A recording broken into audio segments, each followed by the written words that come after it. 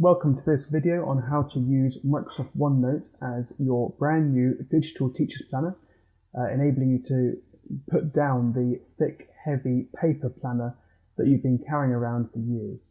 So 3 or 4 years ago, I moved to a completely digital paper or paperless teacher's planner, and I haven't looked back. In fact, in my first year, I had my paper planner and my digital planner running side by side, and by Christmas I hadn't opened my paper planner for several weeks, so I decided not to use it anymore and decided to go all digital. So in the previous videos we discussed how to use OneNote as your teacher's planner, and in this one I wanted to run through very quickly how to set up your templates for your term or your half terms or your year, depending on the course you teach, whether it's linear or split by trimesters or semesters. And it's something that is very quick and easy, but is also very much a time saver. So here's what I do. I tend to create a new page called T2 templates, for example, or T1 templates in this case. So that for me stands for trimester 2, but in your case might be term 2. You could also have semester 2, completely up to you. And then I create 5 pages within it. So I've got Monday, Tuesday, Wednesday, Thursday, Friday, and then within that I create a table. Now to begin with, this table is completely blank. There's nothing in it. I've just got session 1, 2, 3, 4, 5 written in the left-hand column. Nothing else is on my page.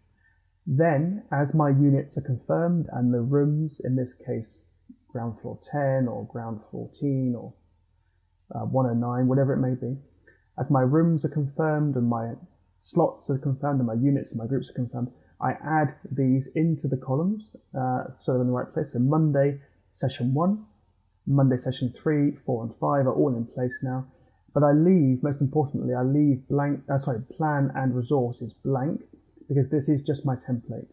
So here's how it works, and I'll do it live for you right now. Once I've created my 5 pages with my table and my lessons in, I then select the T2 templates and I hold down the Shift key and I click on Friday. So by holding down the Shift key, I'm able to select between 2 points. My first point was T2 templates and my last was Friday. So everything in the middle here, Monday, Tuesday, Wednesday, Thursday, Friday, is now selected, and I will right click and click copy. So very simple. And it's only going to be in my book, so I'm not going to distribute it at all. It's just for my reference. So I've copied T2 templates all the way down to Friday, and I'm now going to scroll down to the bottom of this list of pages, and I'm going to click on the last page. I'm then going to paste, so Control V, and my T2 templates document or pages has arrived. So I'm going to rename this as T2 week 3, and all of a sudden I've now got T2 week 3, Monday to Friday. I've got my lessons in there, and I've got my space for my planning and my resources. So this works for me. I also tend to insert the date on each one.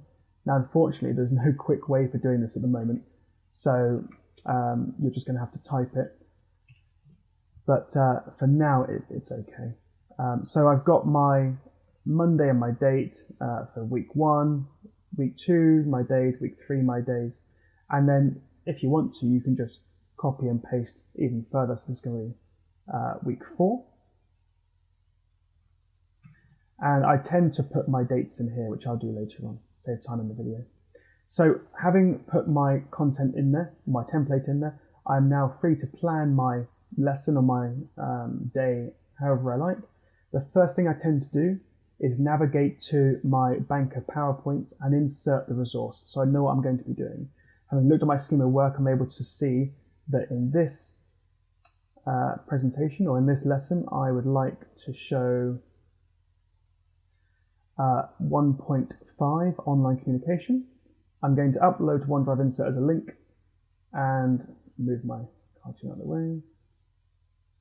And then it's uploading to OneDrive. And there we go, it's ready to go.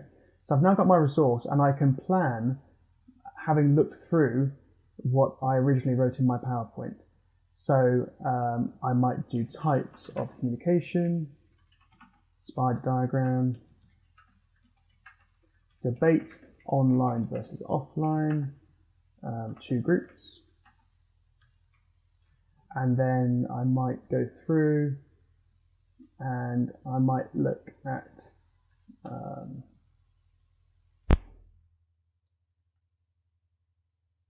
let's say online profiles, online safety.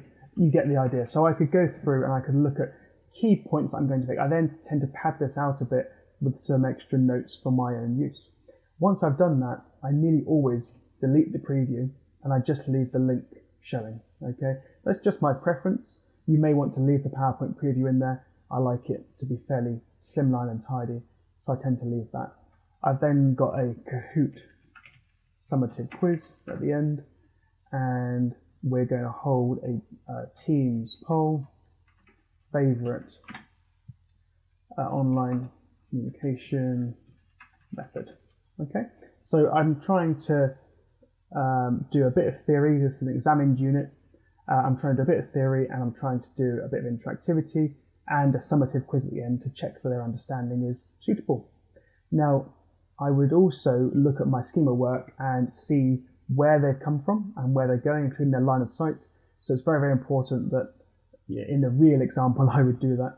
In this example, for time, I'm just making some notes as an example. That's how we do it. So I then would go to my resource column and I could insert a video. So I might go onto YouTube, as I showed in the previous video, find a video that's suitable and paste it in. I might make my form here, or I can make it in Teams, completely up to me. I might record audio. I might insert a picture just for my reference. Online communication. So a lot of these resources I tend to then put into the students' class notebooks. I don't know, let's put this one in, that's quite useful.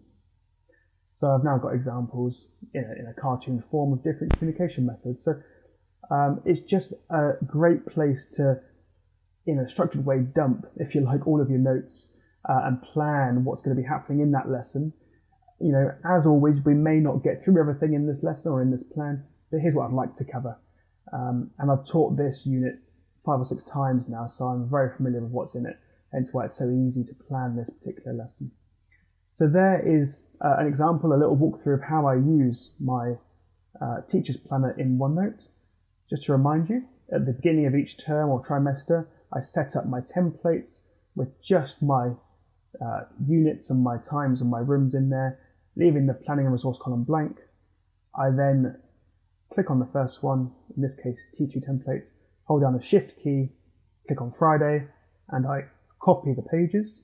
I then go down to the very bottom and I paste them, and there we are. We're able to plan away very, very easily. So hopefully this has been useful.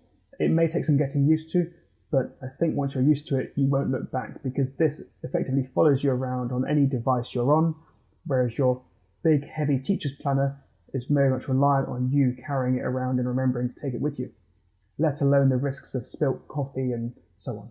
So there we are. Hopefully it's been useful. If you do have any questions, please get in touch. This is part of the EdTech Demonstrator program.